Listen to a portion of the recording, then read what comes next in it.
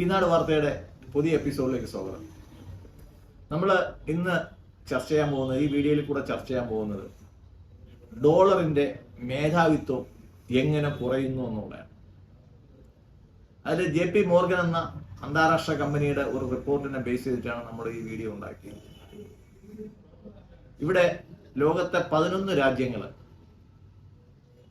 Dollar ബഹിഷ്കരിക്കുക.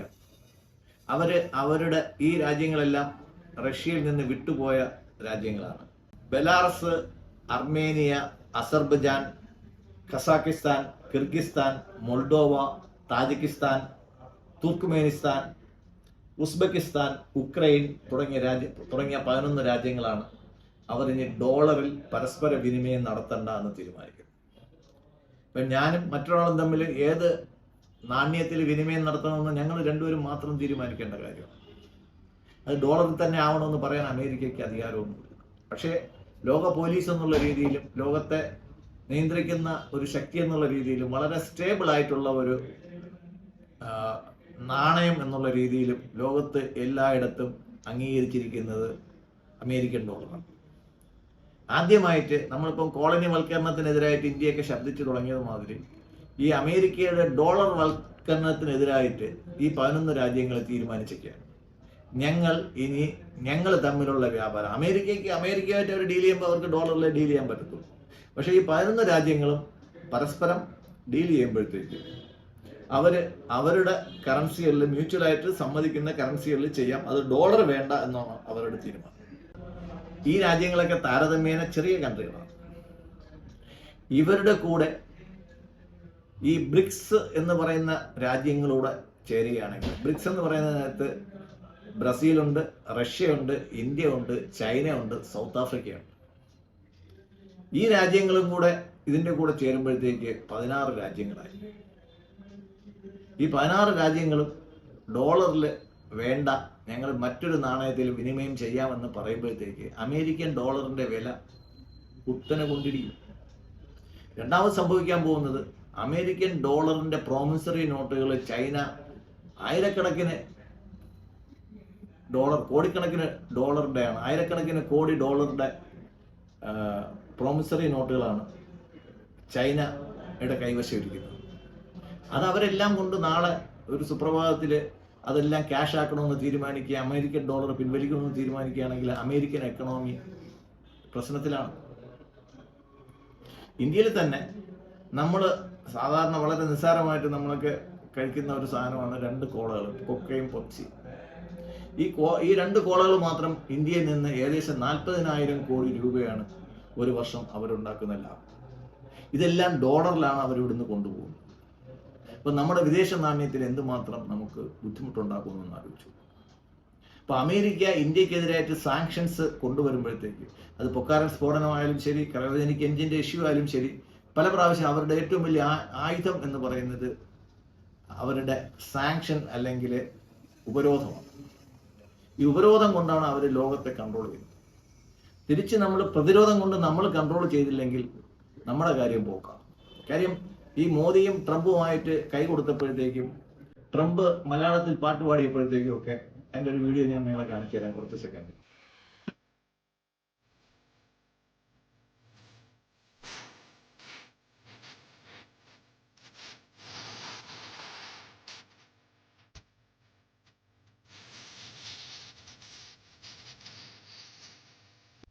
നമ്മൾ മലയാളത്തിൽ പാട്ട് പാടിയപ്പോഴത്തേക്കൊക്കെ നമ്മൾ ഈ ഡേഞ്ചർ, ഇപ്പം കമ്പികൾ അവർ അന്തം കമ്പികളാണെങ്കിൽ പോലും ആദ്യം തൊട്ടേ അമേരിക്കയുടെ ഡേഞ്ചർ അവർ എപ്പോഴും വിളിച്ചു പറയുമായിരുന്നു. അമേരിക്കയിൽ ചികിത്സിക്കാനൊക്കെ പോകും, എന്നാലും അമേരിക്കയെ പറ്റിയിട്ട് 2 തെറി പറയാതെ അവർക്ക് രാത്രി ഉറക്കം വരത്തില്ല.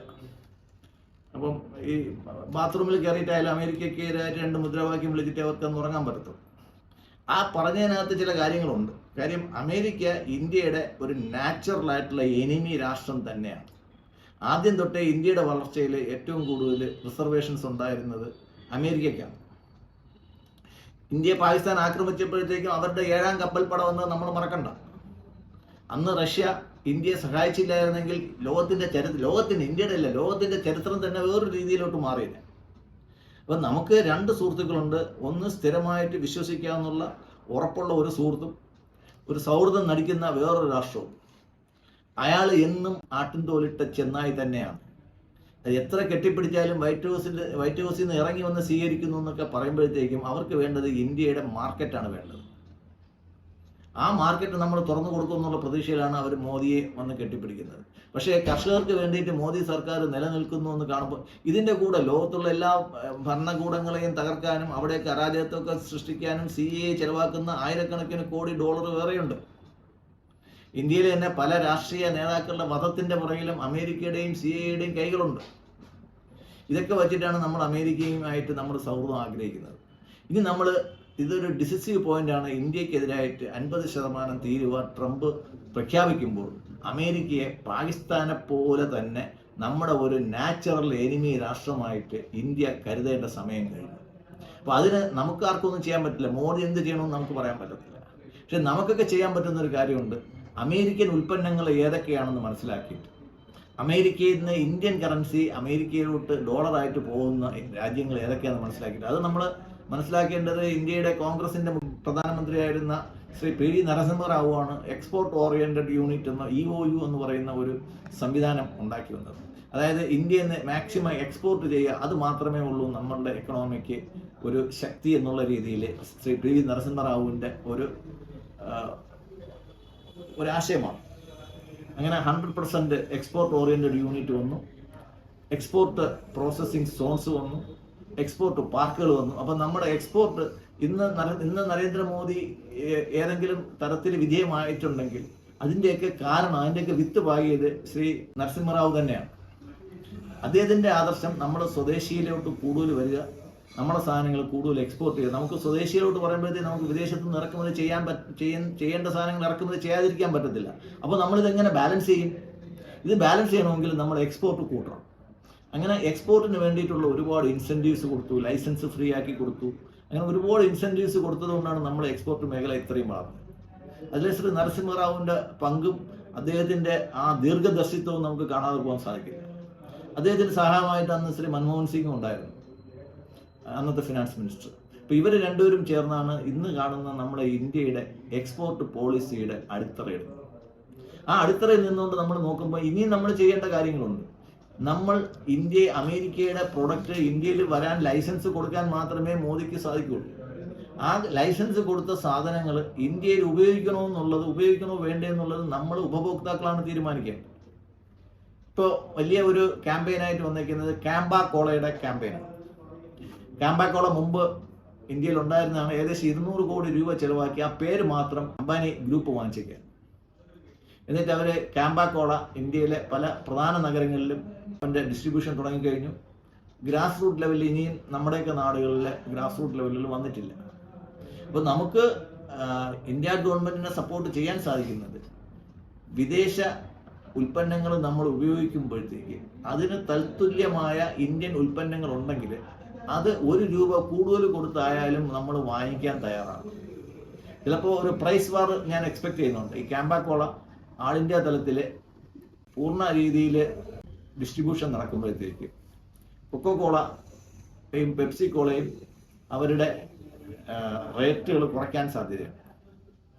ആ സമയത്ത് ഈ നമ്മുടെ തദ്ദേശീയമായിട്ടുള്ള ആൾക്കാരുടെ സപ്പോർട്ടാണ് ആ കമ്പനികൾ. ഞാനിപ്പോൾ അംബാനിയുടെ കമ്പനിക്ക് വേണ്ടിയിട്ട് ഞാൻ പ്രൊഫസിങ് ചെയ്യുന്നതല്ല. ഇന്ത്യൻ കമ്പനി ഉണ്ടെങ്കിൽ അവരാദ്യം ചെയ്തത് കൊക്കോ കോളയൊക്കെ ഇന്ത്യയിൽ വന്നപ്പോൾ ആദ്യം ചെയ്ത് ഇന്ത്യൻ ബ്രാൻഡുകളെല്ലാം വാങ്ങിച്ചിട്ട് അത് ഉപയോഗിക്കാതെ ആക്കുകയാണ് ആദ്യം ചെയ്തത്. തംസപ്പ്, ഗോൾഡ് സ്പോട്ട് പോലുള്ള പഴയ ഇന്ത്യൻ ബ്രാൻഡുകളെല്ലാം അവർ വില കൊടുത്ത് വാങ്ങിച്ചിട്ട് ഉപയോഗിക്കാതെ രീതിയിലാക്കിയിട്ട് അവരുടെ ബ്രാൻഡുകൾ മുഴുവൻ നമ്മൾ അടിച്ചേൽപ്പിച്ചു. നമ്മളതെല്ലാം ഉപയോഗിച്ചു. പക്ഷേ ഇപ്പോൾ നമ്മൾ അമേരിക്കൻ ഉൽപ്പന്നങ്ങൾക്ക് എതിരെ ഒരു ദീർഘകാല രീതിയിൽ നമ്മൾ ഒരു നിലപാടെടുക്കേണ്ട ആവശ്യം വന്നിട്ടുണ്ട്. അത് ഉപഭോക്താക്കളാണ് ചെയ്യേണ്ടത്. നമ്മൾ ബഹിഷ്കരിക്കണം, പരസ്യമായിട്ട് ബഹിഷ്കരിക്കണം. കൊക്കോ കോളയുടെയോ അല്ലെങ്കിൽ പെപ്സി കോളയുടെയോ പ്രൊഡക്റ്റുകൾ പരസ്യമായിട്ട് ബഹിഷ്കരിക്കുന്നതിൻ്റെ വീഡിയോസ് നമ്മൾ ബഹിഷ്കരിച്ചാൽ മതി. അത് കത്തിക്കണമെന്നും പ്രൊവോക്ക് ചെയ്യണമെന്നും ഞാൻ പറയുന്നില്ല. ഞാൻ ഇനി ഉപയോഗിക്കുന്നില്ല എന്ന് 10 പേര് 10 വീഡിയോ ഇട്ട് കഴിഞ്ഞാൽ കൊക്കോ കോള കമ്പനി നാളെ തീർച്ചയായിട്ടും പ്രതികരിക്കും. നമ്മൾ 10 പേര് കൊക്കോ കോളയുടെ ബോട്ടിൽ എടുത്തിട്ട് ഞാൻ ഇനി കൊക്കോ കോള ഉപയോഗിക്കുന്നില്ല എന്ന് പറഞ്ഞു കഴിഞ്ഞാൽ കൊക്കോ കോള കമ്പനിക്ക് അതൊരു പ്രശ്നമാണ്. അപ്പോൾ അങ്ങനെ സാമൂഹ്യ ബഹിഷ്കരണമാണ് അമേരിക്കൻ പ്രൊഡക്റ്റുകൾക്ക് നരേന്ദ്രമോദി കൊടുക്കുന്ന നയത്തിന് നമുക്ക് കൊടുക്കാൻ പറ്റുന്ന സപ്പോർട്ട്. നരേന്ദ്രമോദി ബൈഡനോ അല്ലെങ്കിൽ US പ്രസിഡന്റിനോ വിളിച്ച് സംസാരിക്കുന്നതിനേക്കാളും കൂടുതൽ എഫക്റ്റ് ഉണ്ടാവും.